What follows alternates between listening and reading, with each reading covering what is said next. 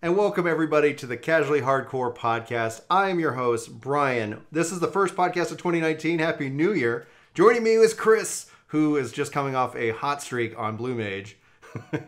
I played a lot of Blue Mage yesterday. And we incredibly large amount. And we have a very special guest that I want to introduce you guys today. Taylor Schroll of the ForteCatholic Podcast, speaker, evangelist, gamer, a really awesome guy. Congratulations on 100 plus episodes already in 2018. Yeah, thanks, man. I don't know what a blue mage is, but congratulations, Chris. And so we were originally scheduled to having Taylor and Jonathan Blevins on the podcast to talk about faith, Twitch, and YouTube, and hopefully we'll be able to get that as a podcast later. Unfortunately, his best friend's sister died of a drug overdose. So if anybody out there is struggling with addiction, I'll be sure to include a link in the description of this video below. We encourage you guys to seek out help. Hopefully raise your hand if you're struggling with any of that stuff. So it's really unfortunate news and really kind of a bummer to kind of start the show on, but I just wanted to make a note of that to say that, guys, you aren't alone. Everybody struggles with stuff. Please reach out and have, get some help, please. Anyway, that aside, let me transition very quickly into video games and what we love about them, what we love about 2019. And with that, there is so much coming out, and I asked for you guys to give me 5 games for 2019. Taylor, you sent me 9. I did. I'm very indecisive. Very indecisive. So there's a list. I was like, there's a lot that we have in common. One of the things that I was just kind of funny. We're both fathers of 3. We both have jobs. We both have all these things that we have going on. And then I'm like, maybe I could see myself getting into 5 games this year. And I was like, yeah, I think that 5 seems reasonable. And you're like, 5? No. You forgot the most important thing we have in common. Okay. We're both insanely attractive. Oh, yes. It's ridiculous. One of these things is not like the other. It's a game we're playing right now. Who does not fit in this stereotype? All right, so all that being said and done, I want to kick it off because that's what this whole podcast, this whole episode is going to be about, is kind of what we're looking forward to playing and how we plan on either trying to make time or how we make time for games with our busy lives. And so I'm gonna go to you, Taylor, for number 1 first. You have a list of 9. We're gonna see if we can get all of them, and we're gonna go round robin. We're just gonna bounce around here. What is your number 1 game that you're excited? And we're assuming either comes out this year. If it gets delayed, that's not on us, guys. So anybody watching this in the future was like, that didn't come out this year. like Final Fantasy VII Remake 2021. It's like, okay, fine. Taylor, what are you looking forward to? Well, there's this game in the works by Epic that I hear is coming out in a few months called it's like Fortnite or something. I hear it's coming out in just a couple of months. It's kind of under the radar, kind of an indie game. I think I'm gonna. It's still in beta. Yeah, I'm looking forward to that. I'm just kidding. Anthem. Anthem's my number 1 game. I know you and I have talked about it a bit. Yeah. It kind of brings all the things that I love about, my favorite things about video games, RPG elements, Destiny style online stuff, and the fact that I get to be Iron Man. Come on. So for that, on that note though, so Anthem is coming out on February 22nd. Have you pre-ordered that game? I have not, okay, but I am going to. What platform are you going to be playing on? Xbox. Okay, so cool. I'm a primary Xbox gamer. I just got the other 2 consoles last year to play very recently actually, to play exclusives on those, but all my 8 friends are on Xbox.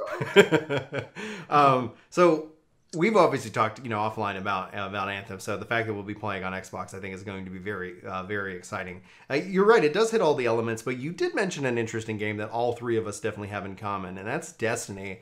Hot take on that as a series right now, because it's something that for whatever reason is our most popular video. When we decided to stop playing that game. And it just, really? It still blows my mind because it's like, oh, what's our number 1 video? Oh, Brian quit Destiny. It's like, it wasn't even my best video. Chris was like, this is 4 a.m, had gruff audio, poor lighting, and just wanted to say sorry to anybody who got the game because we were wrong. Yeah. It's not good. So when was this? Was this like Destiny 1? Destiny 2. Destiny 2. See, because I really enjoyed Destiny. Right after the announcement that they were going to start taking parts of the base game and putting them behind the paywall when the first DLC dropped. Gotcha. Basically making the game a subscription game without charging you monthly, but you know, and it's just kind of like, I had a friend and was like, it's like, oh, he has to buy this content if we're going to continue to play it, and it's not packaged. Like to solve that problem, they would just say, you got to be current if you're going to enjoy it, but they never did, and so it kind of just was a rug out from under you, and that for me it was just like, I'm just done. Like, I love it, I want to see him succeed, and the news that they just came off of and left Activision, like that's all like separating, has me interested in that franchise. But at that point I was like, okay, what's another interesting looter shooter type of, robots and RPGs and this beautiful, I can fly and I can swim and I can, it's like, oh my gosh, like that, like Anthem, I can't tell you about the alpha, but I can tell you I'm going to keep playing the game. It was like, it kind of hits on a lot of interesting notes, and that's where I think I'm with you, absolutely sharing that is my number one, because the best thing about it is it's next door. Like, it literally is, in a month's time, pretty much from this podcast, people are going to be playing Anthem, and we're going to be able to see for ourselves. Chris, we've talked a lot about Anthem. Like, you can add to it, or you can go with your number one. I turn it to you, sir. Anthem's on my list, but my number one is going to be 14's expansion. Final Fantasy 14 is moving into 5.0 this year. 4.0 was a series that didn't really do much for me, versus the A Realm Reborn and Heavensward were both just wonderful 2-year experiences. And so I think that they did a lot with the final patch leading up to the new expansion in like 6-ish months. I would love to kind of see, I want to play it. I'm really looking forward to it. We went to our first fan fest, my first fan fest, not Brian's first, back in November. I had an absolute blast. So it's just a community that I wish I could find more time for, and they're starting to roll out content that's giving me a good reason to do it. I have no idea how you find time for 9. I wrote down this list and was like, I don't even know if I'll get to all 5 of these. Just in all honesty, just being reasonable with my expectations of the year. But I picked really big games. Now, one of these things, playing another game, one of these things is not like another. I'm the odd man out, because I'm talking right now with 2 completionists, both self-admitted. And you just completed, Taylor, Spider-Man. You won 100% of that game. I did. It's the first game on the PlayStation 4 that I played. I got it like Black Friday week when it was $200 for the PS4 and Spider-Man. I was like, I walked in to get an external hard drive, and I walked out with an external hard drive. Did you go into a Fry's? Like, that is like literally my, like, I can't go in there with my wallet. I sit here and I say, Julie, I'm going to Fry's. Here's my wallet. That's how I am with eating fries, but that's a whole other issue. Walked out with it. I mean, I beat the game in probably a few days, dude. It was because it was over the Thanksgiving break, and I absolutely loved that game, and I 100%ed it. 100%. Do what? I said, and who needs family? It's Thanksgiving. Yeah. I mean, 100 hours to play this game. So here's why I'm a bad person, but also how I get around it. My son loves watching me play video games, and he has a controller that he chewed off that is now broken. That's his controller now with no batteries in it, and he'll sit there with me forever. Like, he probably played most of Spider-Man with me. So it's family time. Okay. I'm with you 100%, because that's what Chris was talking about, is like, how do you do this? And people ask us that all the time, and I honestly look at it when I break it down, it's like I think I talk about video games like 99% more than I actually am playing them. For me, it's that. Like, I'll play whatever game. Like, if I'm playing it like with Maddie and now with Annie, and people will come on streams, they'll be like, well, this is surprising. There's like kids, and they're all like crawling over and knocking things down and touching the green screen, and like there's a handprint down here with some peanut butter. It's like just out of frame. And that's just the chaos of it. And it's that, for me, like, I don't know how you guys do this. I do not understand it. It does not resonate with me, because I'm not a completionist. I like to experience the story, and then maybe I go back and do some other things. But I'm just perpetually frustrated. I want to be a completionist and then I overcommit. So I just have this ever-growing list of things that I want to get to and no, I won't. And it's just slowly crushing me. Here's the deal. Like, it's the most depressing amount of fun ever.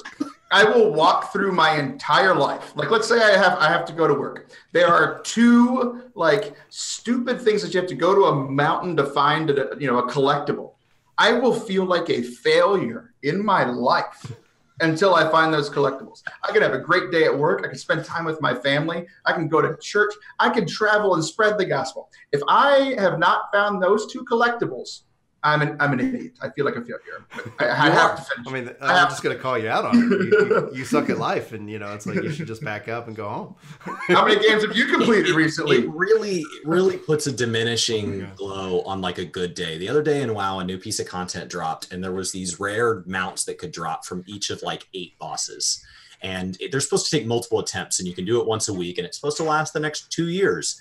And I got 3 of the 8 on day 1, like the greatest drop rates of all time, back-to-back drops. And I was with people who just run it, and they were just running it with me to show it to me. So they already knew they hadn't got the drops from me. And I got them back-to-back.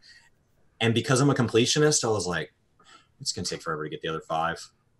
Like, it just totally, like, I wanted to be excited, but I'm like, no, there's still 5 that I don't have. The lesson here is don't be a Chris, guys. Like, you got to find some joy in what you're doing. It's just going to kill you. You're like, because every day there's new games. Like, every day there's new games. Like, so, like people continually ping me. And they're like, are you going to play this game? Are you going to play this game? And I look at it like, can I play it with my kids? Like, and there's one game that we've gotten that I can't. But I play it with Julie, my wife games. I'm very, very lucky. She is I married up for sure. And so she games with me. So we play Call of Duty, the Blackout or Black Ops 4. There's no way in God's good grace that I will ever play that around like my kids. I just don't do it. So it's a nighttime. Like, hey, Julie and I, we're going to go. Yeah, well, you have the zombies. It's terrifying. You eat blood and gore. It's a violent game, and I have no issue with violence. It doesn't impact me. I don't know. It doesn't make me want to go out and shoot people, which is a good sign that I'm a healthy individual. But like at the core of it, like, yeah, am I playing a game with Julie? Am I playing a game with like Chris or my brother or my friends? Like, I view games inherently social. So it's games like, for me, like Spider-Man. I'm like, oh, I'd love to play that game. It's like when, I could, and that's actually a game that I could see myself playing would be Kingdom Hearts, and I don't have any B-roll for that.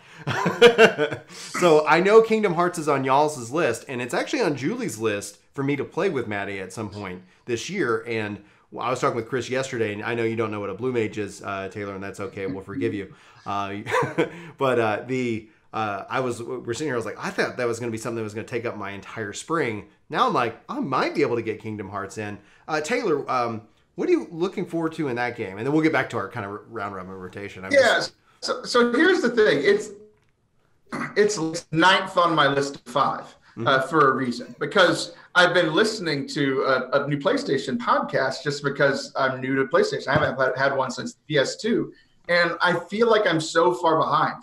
Everybody's saying that you can't play 3 if you haven't played 1, 2, 2.8, 3.7. Alpha Moon Sapphire. Yeah. I'm just like, what? So I'm debating. Like, I want to play it. End this arcade event where there was a live RP 6.5 years ago. And that's freaking lore. And that is like canon. Yeah. So I think what I'm gonna do is be like, okay, just go on to IGN, find the 10-minute recap of all of them, and then just have fun and play it with my children. I think that's probably the best idea. That's the biggest gut punch on an Xbox, and as primarily an Xbox player. My PlayStation's long gone. I'll probably get a PlayStation 5 if it's got back compatibility. But at the core of it, like, they released the entire collection like on PS4, like 1 through all the blahs. So it's like every possible version. And then it's like an Xbox is like, hey, we're getting Kingdom Hearts 3. And it's like the system that needs it the most is the Xbox. Like, it's like, okay, like, hey guys, like it literally is. It's going to be interesting to see how the sales do on Xbox of that game, especially because like everything leading up to it is all on PlayStation, and that's great for Sony and that's great for PlayStation fans. And it's just kind of like, oh yeah, like I loved my PS2 and now I love my Xbox, so it's a natural transition for me. I play my Xbox so much more than my PS4, and I'm not a lore guy, so if I'm behind It's the one part that makes completionism impossible for me, is that I can skip any cutscene and totally get to sleep at night. Oh no! See, it could be a beautiful, just masterpiece of a movie. I don't know how I live. When I watch a movie, I watch a movie. So games, I can just push escape to the point where when I want to watch it, I'm like, sometimes I push escape and I can't unpush it. It's just a habit. I'm like, this is a really cool cutscene, and then my hand just drifts over. And I'm like, why did I do that? And you can't undo it. All right, so so Taylor, what's your second game? What's your second top 5? So it's okay. So this is a like love and despair relationship that I have with Star Wars video games. My second one is Jedi Fallen Order, and literally as I wrote this last night, I got the news that they canceled the other Star Wars game that I've been looking forward to for years. Yeah, they canceled it, and then they canceled it. Like they basically like Team A go to Star Wars new project, going to be online multiplayer, loot box, blah blah blah. EA, devil, it's like, and then they just announced that today. Or yesterday, and I was like, well. They could just lean into it, and the Empire could sell loot boxes. Yeah. We hate them anyway. Is it evil? Yeah. So Jedi Fallen Order better be good. Because, so EA and the loot box thing, and it's funny because you talked about Destiny. Yeah. Destiny, both games, I think, have been very good at being very bad to their people in year 1 and then very good to their people in year 2. Like, oh, we learned from our mistakes. Here's this thing. And then, oh, we forgot that you didn't like us when we made these mistakes. Let's do that. I loved Battlefront 2. Mm-hmm. And like everybody was going crazy about it. It was terrible. And all like they fixed it all after like 3 weeks. But the lightsaber battles in there were absolutely horrendous. You're just like, it's so stupid. So I am very much looking forward to a story-driven Star Wars lightsaber battles. I mean, that's just, I've always wanted that, a good Star Wars story game. So hopefully that doesn't get canceled. People say EA doesn't innovate, and they have found new ways to frustrate their gamers so many times. So true. That's the concern, and like tying this back again to number 1, it's like that concern with Anthem is that it is an EA published game. Are they giving BioWare the ability to deliver on it? There's a lot of people who, like, I've talked about Anthem. Like, I've been interested in this game. We've been talking about it for over a year, and very casually hardcore, and and going from that perspective. But it's like, is this an EA game or is this a BioWare game? And then also when you look at it, like, it's interesting to see what's going on over at EA versus Activision, because E3 this last year, E3 2018, EA comes out saying no loot boxes. They got their butts handed to them with the Battlefront 2 thing. And yeah, I think people should get it, it looked like a really interesting game. Again, like if anybody was my friends list wanted to play it, I was like, I'd check it out now, especially if it was free. But it's like, it was free and it's like $2. It was free a few weeks and now it's like $2. Yeah. $2. It's like just $2. But yeah, it's like, it looked like the video of it looks really cool. But I think essentially EA showed up and said, hey, like, we hear you, we're making changes. And then gamers were like, no, we're done with you. It'll be neat to see if that relationship changes, because Activision showed up and said, screw you guys. We're doing the same thing we always do, and you're going to hate us for it. And then they're like, loot boxes. Oh, they're doing this. Oh, they're like, yeah, and it's like they didn't do anything. Like, we're going to sell you Destiny expansion content. You're going to pay for it. It's like, and gamers do, and they're like, Mexico is going to pay for it through a trade deal. You don't expect them to like you. Yeah, it seems to work out. It's going to be interesting to see in the long run if the Bungie thing is going to be positive because of that. Because it seems like Activision, they don't care.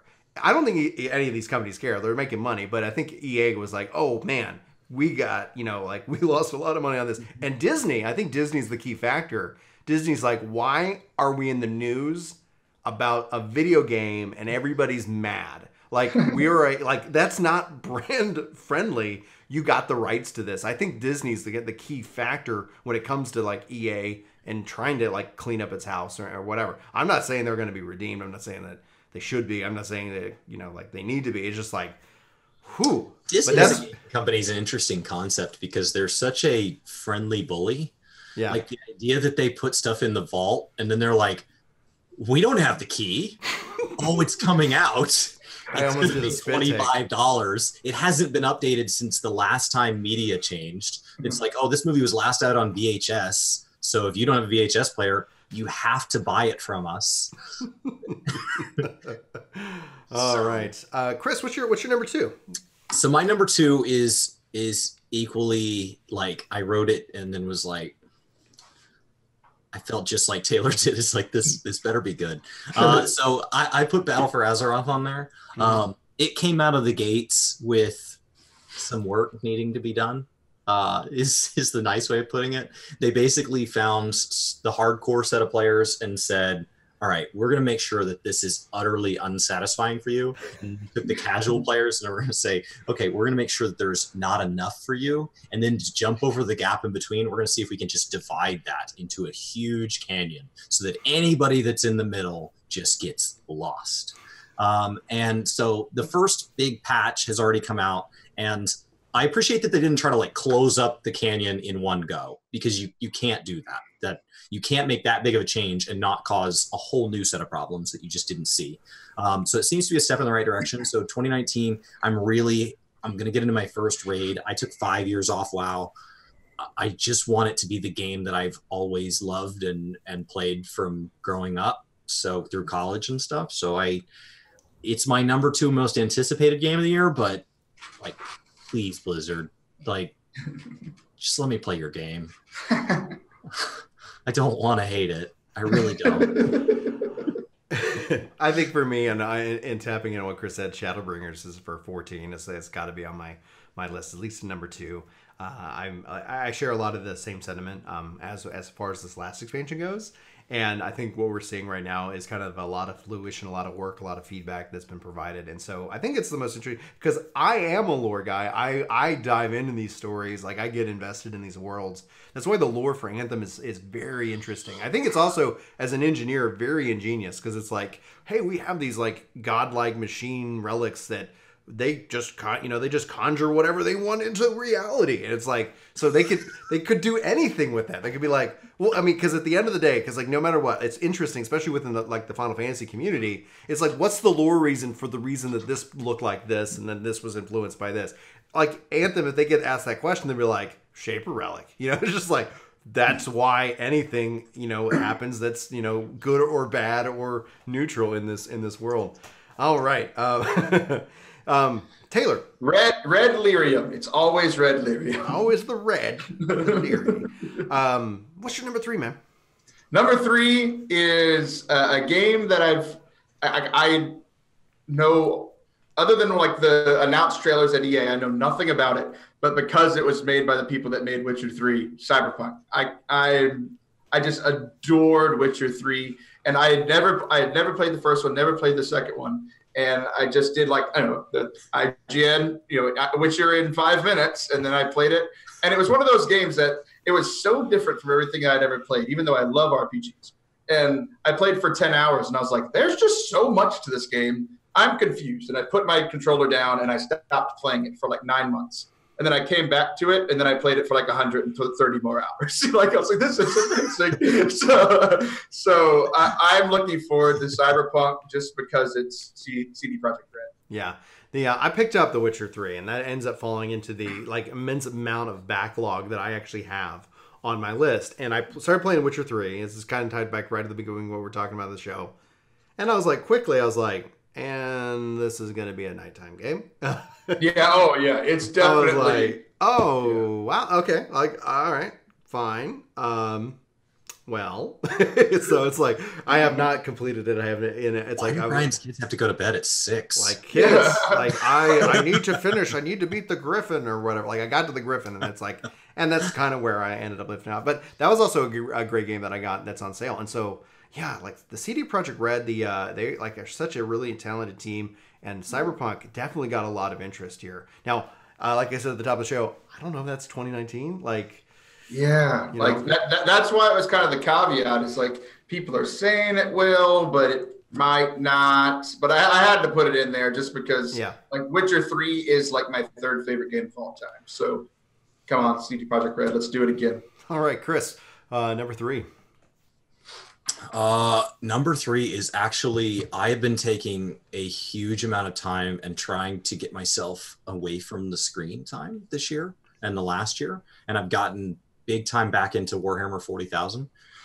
So I've been playing a lot of 40K. It's a board game. It's kind of like Risk, but meets chess. So like if you take all the rules of chess, how each piece moves differently, but then you take Risk. So imagine like the horse beats the man beats the tank, and then it just gets infinitely complex. You build the models, and something that like I can sit with like a little tray in the living room while my wife and I like watch TV and hang out and talk about our days and stuff. And I can just, clean up mold lines, paint my little guys. And then when my brothers come in town, they play it with me. So started going to like tournaments on occasional Saturdays, having an absolute blast. It's just adult army men is all it is. It doesn't need to be more complex than that. And there's like model painting, and there's like these giant rule books. The thing that it's interesting is that you've actually shared some lore perspectives from the game as to why I don't know how it gets me. I don't know how it gets me. Is the guy, I guess because there's no escape button in the book.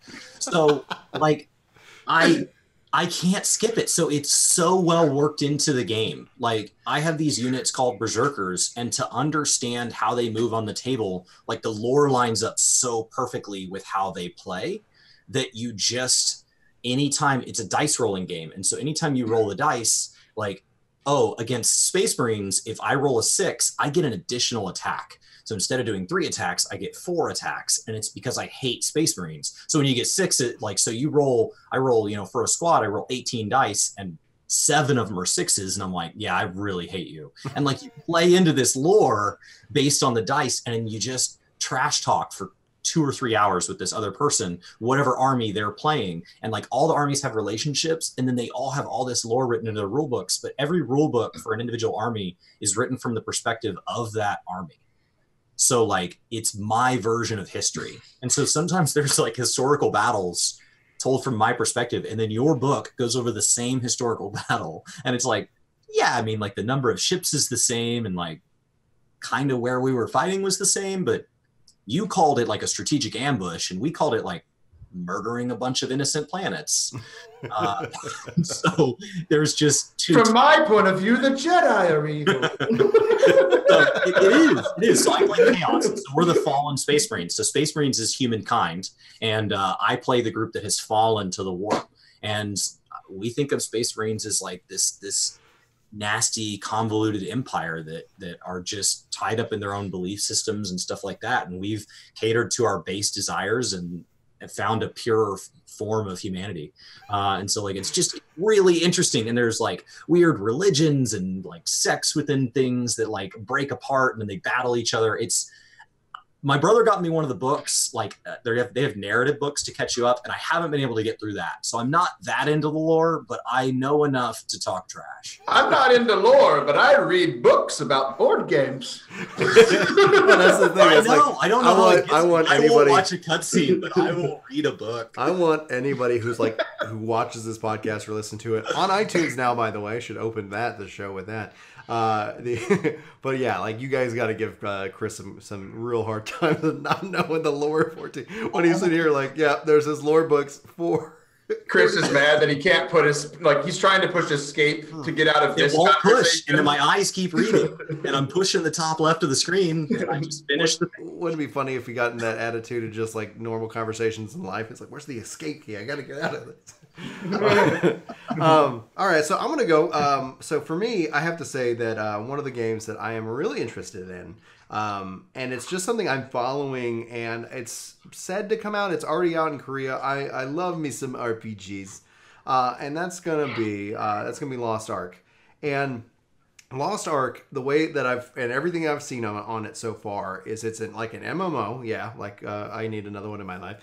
But it's kind of done from a top-down Diablo-esque kind of that perspective, and the way that the game plays, the way that they kind of shown it off, it looks to be incredibly beautiful, incredibly detailed, and just the gameplay. I was just like, okay, this is interesting. It's, to the point where I have not done this because, like, when it comes down to the balance and when to play games and have time, I just don't have, like, I was like, they're like, you can go install the Korean client. You can get this VPN so you can play it. And I was like, yeah, that, like, and then I started, like, like seeing the steps on it. And I was like, yeah, I could totally do this. And then I was like, but when am I going to play it? Like, I could play these other games that I've got and then wait for, an English translation of this Korean game with this language that I don't speak any bit of.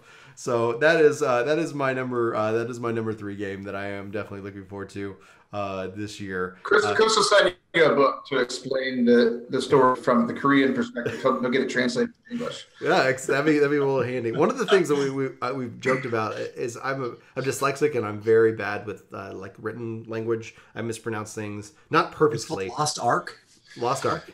Okay. Yeah, it's just something that it's like, interesting. It just got a couple people from the channel have like said, hey, you might want to check this out. Like, this is interesting. So I was like, started following it. They released some cinematic trailers. I was like, okay, you got my attention when it's in English. But the thing where like, man, it'd be real handy. Like if Brian could speak another language like Japanese, because I love especially Japanese change our channel drastically. It's like, hi, I'm Brian. The number of Japanese games we cover, and we have to wait for translations. Here's what you need to do. You don't need to learn the language. All you need to do is get somebody to do the translation of what you said in the Destiny video, and then you just read that script. And then you'll be like super famous. That's so true. All right. So that's Destiny. We've now promoted Taylor to be an executive producer of the Work to Game channel. He's got some good ideas about how to grow in other markets. Like, wow, Work to Game's exploding in Japan. It's like, hi, everybody. Oh, man. Taylor, what's your number 4? Number 4 is as we get further down the list, it becomes a little fishier.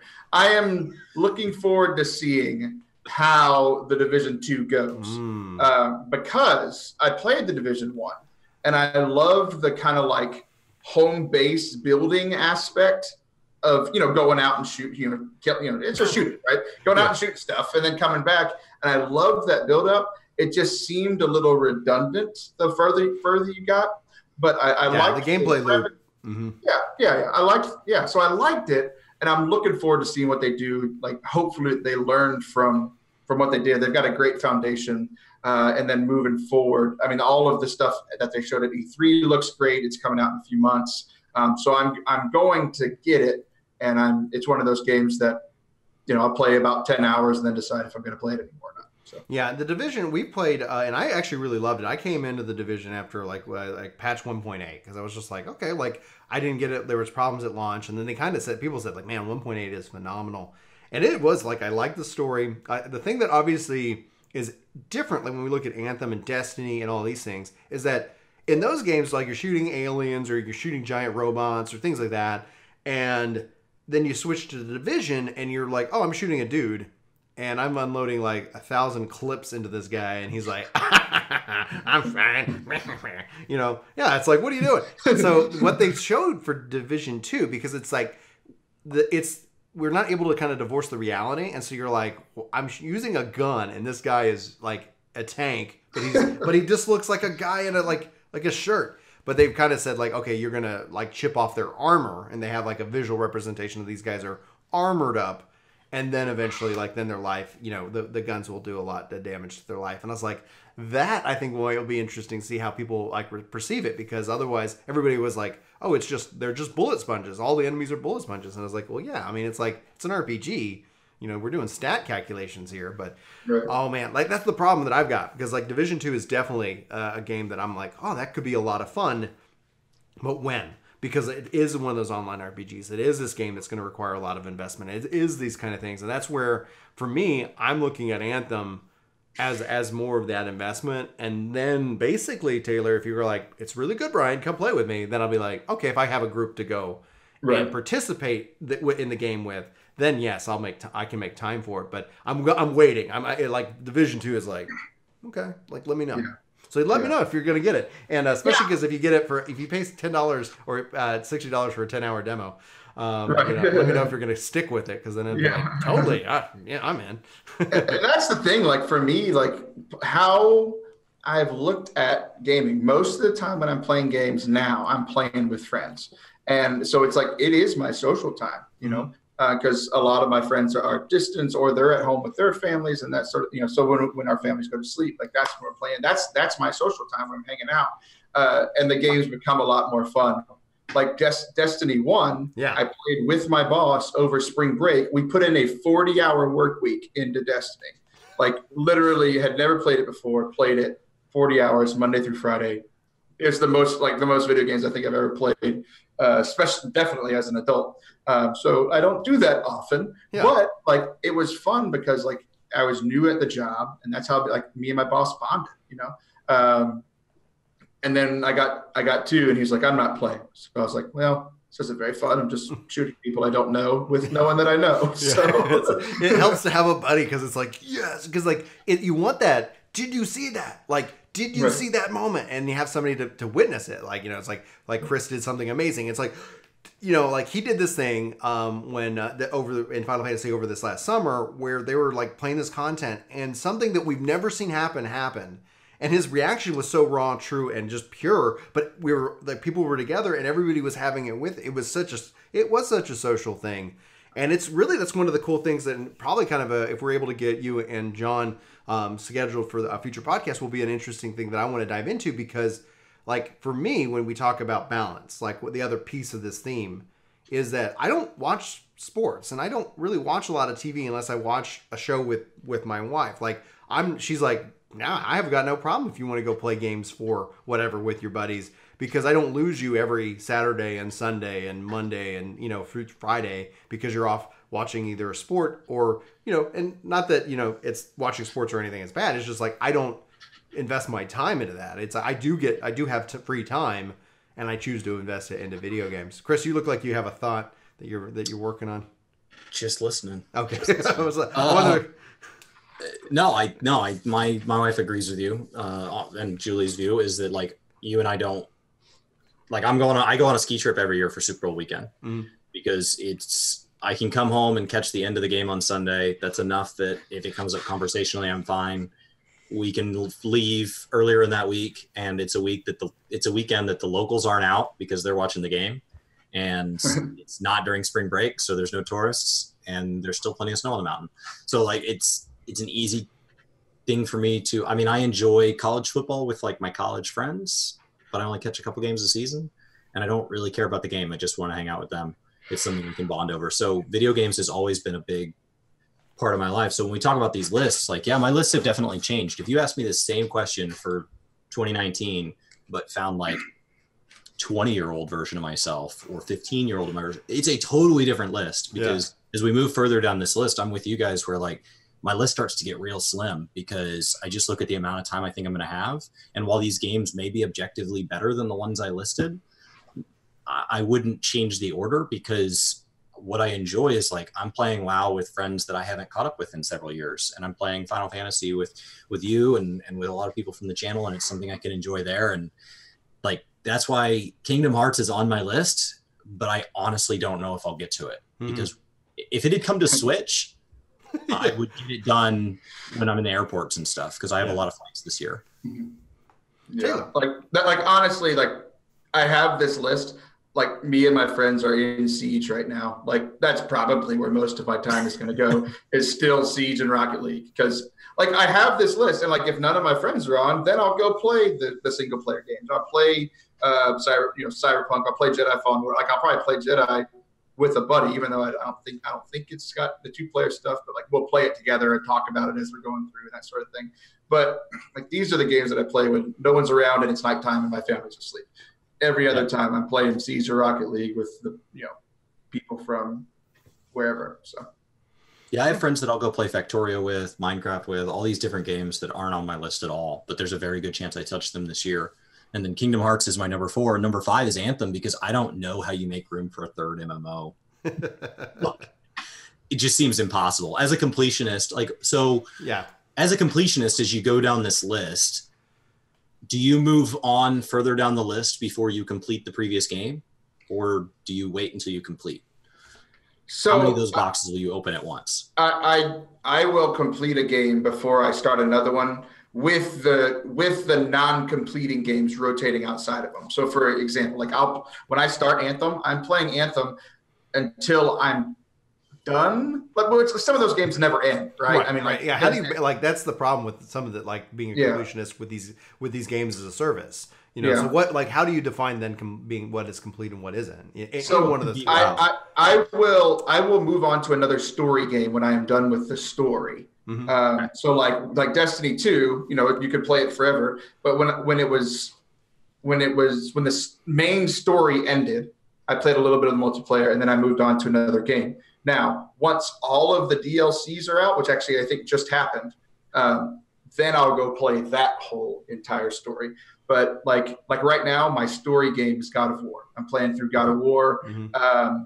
So as a story, I'm playing God of War, and then I'm playing Siege, Rocket League, Fortnite with my friends that come on. So God of War, it's just those story games just go slower for me now, because if my friends are on, I'm playing with them. Yeah. So you prioritize the social aspect above the narrative aspect, and then it sounds like that you basically have like kind of two pools. One is that here's the single players or the story driven game that I'm done with, and then once you like a book, you close that chapter, then something else gets put into rotation, and then here's the multiplayer. So it'll be interesting to see how that plays out, because Anthem seems to have both the story aspect and the multiplayer aspect to it. So it might be something that just consumes us all, and we just evolve this like we upgrade him from guest to welcome to Anthem Free Radio, which is another podcast we run. It's like, and here we go, into 2019, Final Fantasy, Anthem, Division, like all of these different, like where we're just like at the end of the year, we're just like, man, I could totally use a vacation from games. All right. So as far as it goes, like for me, we talked about Lost Ark. We talked about Final Fantasy. I have to kind of go with the one that I think probably is on all our list, and that's going to be Pokemon. We assume, because they said when they announced the Let's Go that Pokemon is coming to Switch in 2019, a core franchised game. I was talking with a friend of mine the other day who was, man, the guy is just he's so talented at Pokemon. He's got he is my Pokemon trainer, and I am the the little Padawan here. I'm like, teach me, Pokemon Master, all of your secrets. And he's like, yeah, do. So it's like things that I've been playing this game for years and have never thought of. Like he constantly blows my mind. It's just, yeah, exactly. The Switch. Wait, hold on. This is perfect. Yes. That guy is Professor Oak. And I just realized when you said that the Switch looks like a Pokédex. It does. It actually looks like a Pokédex. It does. This is perfect. This is. I've been playing the Let's Go with Maddie, and we've been going through it very slowly because she's almost 5, so it's she's like yeah, let's just keep catching. So I'm like, we keep catching. We run out of Pokeballs, and then we go play another game. What do you do when you run out? I don't catch anything. I just go buy some more balls. Like I just kind of, because you can avoid things. Like it's not a problem. I actually should probably test it out. Like what if I got? Because I wonder, like you could run out of money eventually. Yeah, at some point. But I have. There's a handful of NPCs that'll give you Pokeballs for free, but it's a small set. I think there's somebody who's like, oh, are you out? Are you low on balls? Here, take 25. I think they have these like, we're just going to feed you these things. The Pokemon for the game for 2019 seems very interesting, but I think there's also a risk of a lot of overblown expectations. So my Professor Oak, my Pokemon Master, who's training me in all the intricate ways, he was like, "Oh, I've heard that they're going to be like they're going to do like the Legend of Zelda on Pokemon for the 2019 game." I go, "That sounds amazing," and at the same time, I don't believe it to the point where honestly, they're going to be like, and here's 2019, you can battle out in the open. And if people believe that, if it's true, everybody's going to rejoice and be excited. But if people believe that and they just like, here's the thing that you expected in 2018, it's going to be a day of rage. Like it's going to be, like you'll see all kinds of like, thumbnails on YouTube. Doesn't need to be a new game. All it needs to be is Mario 64 style. I jump into a portal and I can play previous Pokemon games. That's what Chris wants. I can jump out and I can take my Pokedex with me. Yeah. So I can go red to blue, to yellow to silver. I'll jump all the way to moon, then back to gold. Like that's all it needs to be for me. And then it's just this endless, like from a completionist standpoint, it just becomes this impossible goal. Mm-hmm. Of like having access to what are they at like now 1,000. It's quite substantial. I gave up on catching them all after about the 500th Pokemon. I was like, all right, we got to stop this. It's such a killer. It's such a killer phrase. When I was like 8 years old though, and got 151, like that's when I peaked as a human. It's been a slow decline ever since that point. Like, okay, everyone that knows me will tell you the same thing. When did you become a man? Well, 8. Let me tell you. When I was 8 years old, I found a Mew. It was a beautiful day. The sun was shining, and my mom was yelling at me to go outside. And I said, "Okay, Mom." And then I had a light thing that allowed me to see my Game Boy in the sun. You guys remember that? Like I had like this whole surround sound for my original, the thick Game Boy that had like 2 little speakers that would like fold open and had like a light that would come over so you could play when it was dark and so you could see the yellow screen. Yeah. There was no backlighting. Like it was just like it burned through another set of 4 batteries like every 8 hours. Good time, man. It's so amazing how far we've come in gaming. You know, it's like when I'm looking at my Switch, I'm like, this is everything I've ever needed. As a gamer, the Switch for me has been just something where it's like, oh, I get to play and enjoy these games, in an amazing way. Because it's like, yeah, I'm sitting here on the couch. Like it's just pick up, play. I want to put it at the TV, or I want to sit here and I want to go, lay in bed and Julie's going to watch, a YouTube video and I can be like, yeah, I'm playing Smash or I'm playing whatever. It's really good. Okay. I digress long enough. Taylor, what's your number 5? What's your, and then you can kind of, if you want to bundle in, 6, 7, 8, 9. Yeah. No. So Gears 5 is my number 5.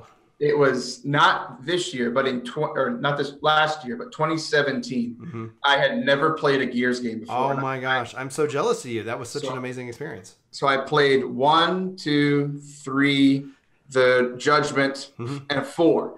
I played them all in a row, like literally completed those games, didn't play another story game in between all of them, played it as one entire story. I can't stand the multiplayer in those games, but I will buy 5 for the story because it's amazing and the cutscenes are awesome, Chris. Why did you choose to play them all in order, but normally it sounds like you would have just gone and found a catch-up video? What gave Gears the opportunity to sell you like the greatest bundle of all time? But because it's an Xbox staple. Like I knew I had to play them, and they were only about 10 hours long a piece. Yeah, they're not that long when you break down the story. I played Witcher and Skyrim for 120 hours, but I played Gears 1, 2, 3, Judgment, and 4 in about 50.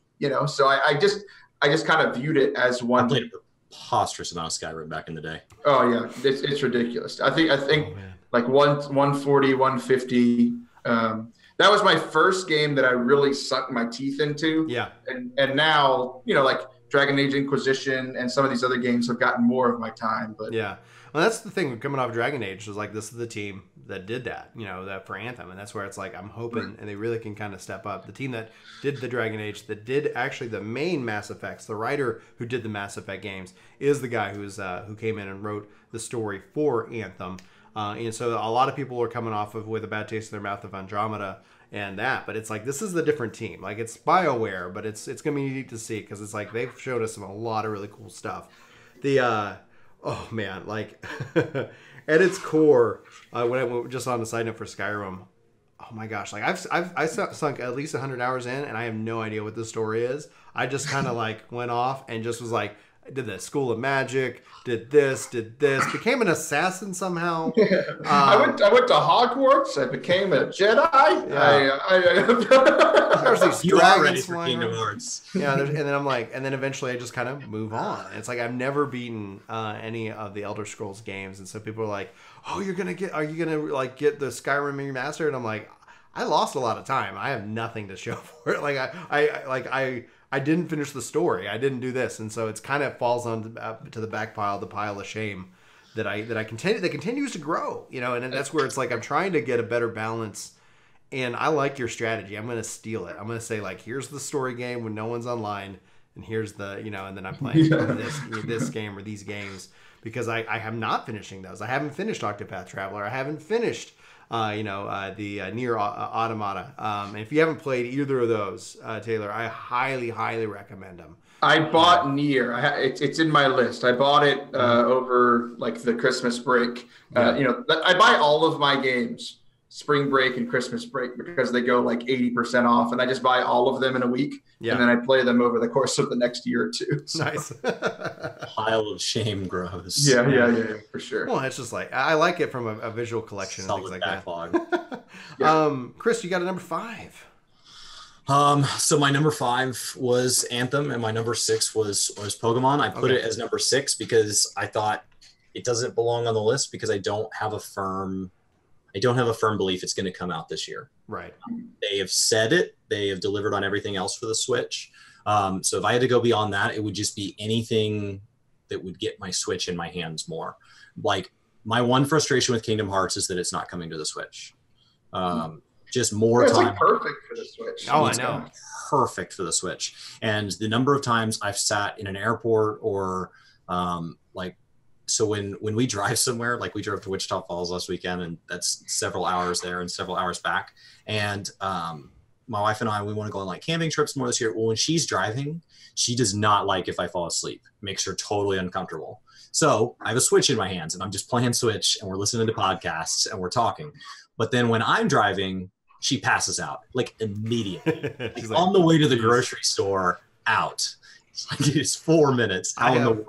I have that same problem that your wife has, because it's like if I'm in the passenger side, I can fall asleep, and the cars put me to sleep. But it's you don't know any of what I'm about to talk about, Taylor, but Chris knows my dad. So my dad completely ruined being a passenger in a car because he's like almost killed us a couple of times going skiing. And so one time we were coming back from New Mexico on Christmas Eve, and he had almost rolled the car twice. After the second time, I said, "Get in the back seat. I'm handling it from here." And I drove 3 miles an hour through this like black ice storm. Did not have any problems. And I drove for 5 hours to get through. I think it was Lubbock or like 1 Amarillo. mile. I drove 1 mile in Lubbock. Uphill both ways. Oh my gosh! And then we got past the storm and we were good to go. But ever since that point, because those times I was like, I'm passed out, and then it's like my sister was with us, and she caught on the phone as like the car was just going nuts, and she called my mom. She's like, "Pray a rosary." So my mom just started praying. I was like, "All right." So I focused and got it done. And since that point, like I get jittery. I'm jumping in the car because it's just like I've got PTSD.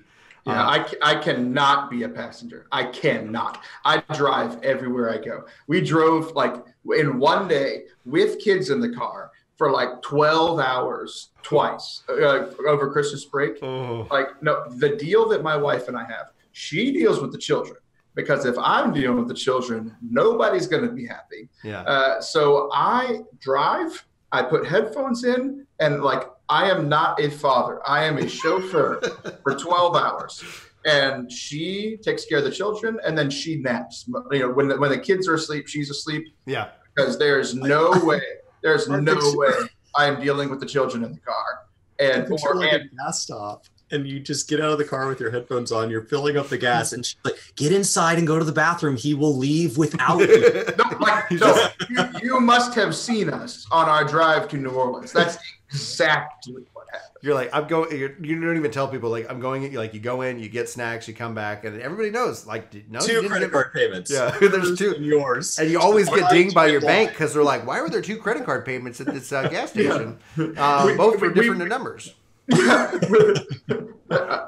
Honey, didn't we have 3 children at the beginning of this trip? I only count 1. What happened to the others? Well, at one point we were at 4. Oh, that's so good. Okay, so that's like all the B-roll footage that I've got collected. But there are like, as far as it goes, there's still other great games out there. There's so many. If you guys haven't played Mario Party and you have a group of people in a room, it's ridiculous. Chris loves Mario Party, and I just haven't got on board. I'm just like, Mario Party 3, baby. That's all you need in your life. I don't know. I'm just not a fan of the Mario Party Just games. ridiculous. The new little Wiimotes are the perfect size. They have just the right amount of like just enough motion, but not so much that you're like, oh, it's not working. No, it's always working. There's a bunch of ridiculous games. It's fun to watch people play. I wish it supported more people. Like the Switch is really good about like when it comes to Smash supporting almost 20 people, and I wish Mario Party supported more people. I don't know. There's a lot of great games out there. It's a good time to be a gamer. Yeah, I think 2019 is going to be interesting, especially as we gear up for 2020, which is the next round of like consoles, etc. So, Taylor, if you get your pre-order in, I'm not advising anybody. I don't advise people to pre-order. I took a pre-order like challenge to not pre-order games in 2018, and so now it's 2019. So I pre-ordered Anthem because I want to play on the 25th, and I've taken that day off work to play and stream. But if you pre-order, we can play on the 25th. Otherwise, we'll be playing some Anthem on the 22nd. There's a bunch of other games that you listed. I like to kind of give you the floor here on is there any other games and stuff like that you couldn't on your top 5 list that includes 9 games? Yeah, so I'll just do one more because we've hit all but 2 of them. The last one doesn't really matter. The number 6, the one that was fighting for 5 and 6. It was years, because that's a game, it's a nighttime game. I can't play that around the children, chainsaws going through aliens. Like, that's not a good thing for my 6-year-old. Why is Daddy doing that? This thing must die. Exactly. So I literally picked up Ori and the Blind Forest just because a podcast I listened to mentioned it. And I played it, and it ended up being an entire family experience, like completely unplanned. My kids love it. It's so cute. The story. Did y'all play it? No. And it's like it's in Game Pass, I believe. Yeah, it is. And then they have the sequel coming out this year, so that's what you're talking about, the Will of the Wisp. Yeah. So Will of the Wisp, like I will play, and my family will be like. There's no words. The music is beautiful. Like even my wife, like. We'd all be as a family, and sometimes she'd get up and go do something around the house. The kids would stay and watch, but she would be listening to the music and like the whole game experience. It's a beautiful platformer. It's like really chill. Most platformers now, it's either super easy for kids or it's like crazy hard on purpose. And I like all of them, but this was a good balance. It's like it was clever, but not crazy hard. It was a casually hardcore. So there we go. A just beautiful game, and I'm looking forward to sitting there with my whole family, just playing Ori. Man, that recommendation alone makes me like, oh my gosh, that sounds amazing. Because we're playing through as a family the new Super Mario Brothers Wii U Deluxe. Oh yeah. Which is like. It's chaos because you're doing 4-player, but it's just fun. Like it's just like, we're all, you have to kind of get a mindset that you're not going to have a perfect Mario playthrough because you're going to jump and someone's going to jump on your head and they're going to dunk you. They're going to dunk you. You can die and they can save you. It does not. It's like, it ends up being more competitive than anything else. But that is just something where it's like, I think for me, for anybody who was like watching this and they haven't got kind of the underlying theme of what we're really hitting at is that about prioritization, but it's like I games are social. Like my friends, I got buddies in Wichita, Kansas. I got friends in Oklahoma and in Arkansas. And the games now, especially now, allow us to have that interaction as like if we were going to go out and go see a concert or a movie or a show, but we can go have this kind of shared experience. And that's kind of where I prioritize that. And that's really one of the coolest things about all of this, about everything you're doing. Like you run a podcast and you're able just from this alone, be able to reach out and interact and have that kind of relationship. It's like the technology nowadays as it relates to games, it's truly mind-boggling. The only thing that I guess that Chris has that we don't have is that he has to physically pack up physical things, take them to a physical location, and physically roll dice when everything else for us is simulated. Correct. Yeah. I think it's actually the reason we do it is because over the years we've always played so many video games. We play online. The people I play Warhammer with, we don't all live in the same city, so we only play a couple times a year. And then so like my one brother that's not married drives to Dallas every other month, and then I drive down to him on the in-between months when I can. And so we play together one weekend a month, and so it's been a great way to like justify seeing each other is that's how you're like, oh, well, the tournament picked that weekend. Like I didn't pick that weekend. And so it just makes it easier to like make it more rigid. But otherwise, like my favorite gaming that I do in a whole week, game night on Wednesday nights, my brothers, Brian's brother, some college friends, we all get on Xbox together and we just play games, and we pick games that have low barriers to entry. A lot of it's like Call of Duty, Halo or something like that. Shooters are just really easy to like hop in and out. And they're not my favorite games. They're not even always well done games. They are my favorite gaming experiences. Yeah. It's like, with the exception of Wednesdays in the spring. That's like real life, because it's like, I'll see you guys in a couple of months. I got to go teach confirmation. We make Brian's faith deeper that he has to make sacrifice. Well, yeah, it's like, it's a good thing. It's just kind of fun because it's that we got back this last Wednesday and they're like, oh, you getting on? I was like, I'm exhausted. I'm going to hang out and talk to you. So even if I can't play the game, I still try to make an effort to kind of get in on that. Like, you know, it's established that one of the things we do, and I don't know if you do this, Taylor, but we highly recommend it, is that, especially if you're married, like, just like if you want to make gaming a part of your, you know, your social whatever, there's so much things going on. Scheduling is the most critical key component. Like, go and talk to your wives and say, like, what day, you know, or what evening or whatever can we block off and make this happen? You know, like, in that way, it's like it becomes a standing thing. So it's like, oh, Wednesday nights, this is what happens, because that's just what we've all agreed on.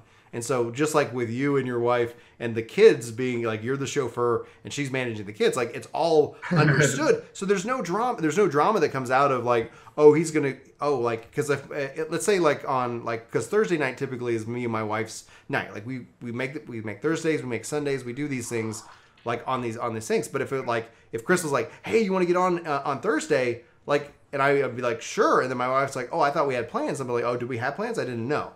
And then all of a sudden it's like, well, now I got to say, like, sorry, Chris. And then Julie feels bad because now she's like, no, because everybody, especially their spouse, like, you want them to go have fun. And then it's like, you don't want them to feel like, you know, bad for like whatever. So scheduling ends up just being the key component, because it's like, okay, no, like, I'm not going, like, you know, like, no, sorry, Chris. Like, the answer is then immediate. Like, oh, hey, like, you know, Brian, you want to play this game on Thursday? I'm like, sorry, like, are you free on maybe Friday, because it's an optional day? Or I will. How about Monday? Does Monday work for you? Scheduling, right. Adulting. Right.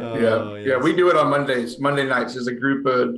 It started as Catholic youth ministers in Texas. We have a group message. We get on every Monday, 2 hours, rotate the game we're playing, easy barrier of entry, and you know, like, our wives just know, you know, that's our bro time. It's like, we're not, you know, we can't go out to the bar because we live in Texas, Pittsburgh, Italy, like, you know, everybody's all over the world. So it's like, that's our just guys going to hang out every Monday night, 9 to 11. It was funny. I actually, I went and led worship at an event north of Fort Worth, like up by you guys on Monday.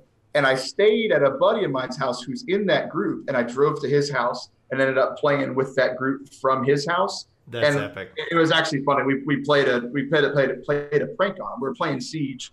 My buddy, let's just say he's not the greatest at Siege. So he kept the headset on and I played, and everybody was like, man, you're playing so much better than normal, like completely different style. Like, what's going on? And they're like, hello, nice to see you. Chris has done that. Like, you're friends and people come over and you've set up multiple TVs and people have gone in the game. Now, I've been over at my brother's house. So my brothers are part of our night group. And it's like, hey, like, yeah, let me play. It was like, it's been fun because it's like to kind of have that social, to have that connection. And then also, if like anybody's out there that's especially on the Xbox, the S and the X make it so much easier to take with you on the go. The OG Xbox One, man, it's like, oh no, that's me. But the brick, like, there's so many pieces to that system. The new ones, it's just like, oh, cool. Hey, I'm going to bring my Xbox because it's compact. I just have this. I have the cord. I have a controller. We're set. We're good to go. All right. With that is essentially, that is the show, guys. Do we have any final thoughts? Taylor, like, we've talked about a lot of games. We talked about like balancing and friends and how it all comes together and what we're looking forward to. Do you have any final thoughts on before we wrap up the show, and also don't worry, like we'll plug after that, according to my outline. Yeah. No, man, this was fun. I enjoyed it. Kind of a change of pace. Get to talk about one of the other things that I'm extremely passionate about, which is gaming. This was a blast. Thank you, guys. Hey, no problem. Chris, final thoughts? No. It's a good time to be a gamer. There's a lot of games out there, and I think I really struggle when I hear people complaining about the state of a certain game or whatever. Like, there's almost a relief when one of the games on my list of 5 makes a really big mistake. It's like, oh, good, I can just move on to the next game. Like, this was too much. If one of you would please just remove yourself from the running, this would be a much easier competition. Like, I just need 5-minute games that it's just like 5 minutes that I can just finish this. I guess for me, Final Fantasy 14's offline today. Well, great. Awesome. I made a lot. Like Chris is like, I made so much progress and I think for me, I'm really, really excited about Anthem. We're going to do an Anthem Free Radio podcast, either coming up before the 25th or at least right after when we get some hands-on with it. Been really having a lot of fun learning about the game and the world and the lore in and of itself. I think it's going to be interesting to see if it's one of those long-term games or if it's a great story. I'm hoping it is both, but we'll have to wait and see. So Taylor, where can people find you? Where can they find your podcast? What are you working on? Yeah, so the podcast, everything I do, I travel and speak, I lead worship, do the show. All of it's at ForteCatholic.com, FORTE Catholic. The show is all about making Catholicism fun again. John Blevins, who was supposed to be on with us today, he's just got added as a co-host to the show. Yeah, that was a great episode, by the way. Thank you. I really like, just to everybody, if you're going to check out his podcast, I will include a link in the description of this video below. Just tune your audio down a little bit and stick through the intro. Like my wife's like, "What happened?" I was like, "Trust me, it's really good. You just come. You got a lot of energy." My favorite part about the intro is that it airs on Catholic radio. I don't know if you know the demographic of Catholic radio. It's mostly 78-year-old women. So they're just driving and then they just hear me yell. It just makes me so very happy.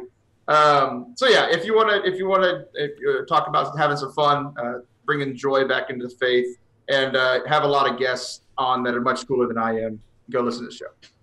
Chris, what are you working on, man? I have a whole host. I know what you're working on, but you tell the world. I've been working on with Brian. We've been dividing up 14 content, and then as he's prepping to start in on Anthem, I've been trying to look at WoW and say, how do we fill in all the beginner guides that we have for 14? Because my favorite part of being on YouTube has been the number of people that we can just like help get into games, because I think it's really easy for us as a generation of gamers that like those of us that have been gaming the whole time have like 20 and 30 years of context. So when you walk up to something, you're like, yeah, you just tap A, like, obviously. And it's really neat to put guides out there for people like that. You know, it's their first MMO or it's their first RPG or it's the first time they've ever played a caster. And that's what I've been working on. And then for me, still working on Smash, guys, absolutely just loving it. Learning so much about putting these together. I think for me, why I like, I always said I'd like to be a teacher, and that's my retirement plan. Because I always find that I learn so much when I teach, because I figure like I have to go like, okay, do I understand the material? So I've been just diving into Smash, just really trying to understand the characters, the moves, the combos, and things like that. And that's making me just inherently a better Smash player, which is a great side effect because I really love that game. And then obviously like the same kind of thing. I like to try to like, Taylor, you don't, like know us that well yet. Hopefully he'll be want to come back on the show in the future. Yeah. But so it's like really trying to like engage people like where they are. Like, okay, because one of the things we commonly or like people will ask is like, we've learned people are afraid to ask questions because they are afraid they're going to get like smacked down. Like, how could you not know, etc. So it's like, let's remove that stigma. I mean, like, all right, I'm just going to talk to you like we can't make those assumptions of 30 years of context, like this and this and this. And it ends up being really nice because I think we've ended up like, establishing a lot of really cool relationships, met a lot of really cool people in the community, a lot of creative people, but also just people who just in generally love to talk about video games. And so I'm going to be continuing to talk about video games for hopefully many years to come. But yeah, that's what I'm working on. Smash guides. We'll be putting some Anthem content on the channel, and then obviously Anthem guides. just breaking down what all of these, javelins, what all those things are. And then we got more podcasts we're going to do. Hopefully we'll be able to get you and John on the show, because I think the topic that we originally had planned is an interesting topic. I think especially just as it relates to the world and the technology, and just the fact that you're playing for somebody from Italy. What kind of role does, especially faithful of any background, have to engage in that content, etc. I think it should be hopefully a fun show. If we can get that somewhere on the schedule, we'll let you guys know. For Work to Game, my name's Brian. My name's Chris. And I'm Taylor. Yes, everybody gets it. Everybody gets it, and it's so good. But I just kick it in, and it's like, we don't warn you. We do not. We're not. Good night, John boy. Thank you guys so much for watching, and please leave us a review on iTunes, because we just now are on iTunes. Search Work to Game. Links in the description. Also on the Google Play Store. If you're watching us on YouTube, you've already found us. Hit subscribe and like. We love that. But anyway, guys, I hope you all have a fantastic day, and we'll talk to you soon. Take care. Hey, it's me. Thanks so much for watching this video. You should click here to subscribe, and here to maybe check out some more of our videos. So again, thanks for watching. We hope you like this video. We hope you subscribe and join our community. Let us know in the comments below what you think, and we'll see you next time.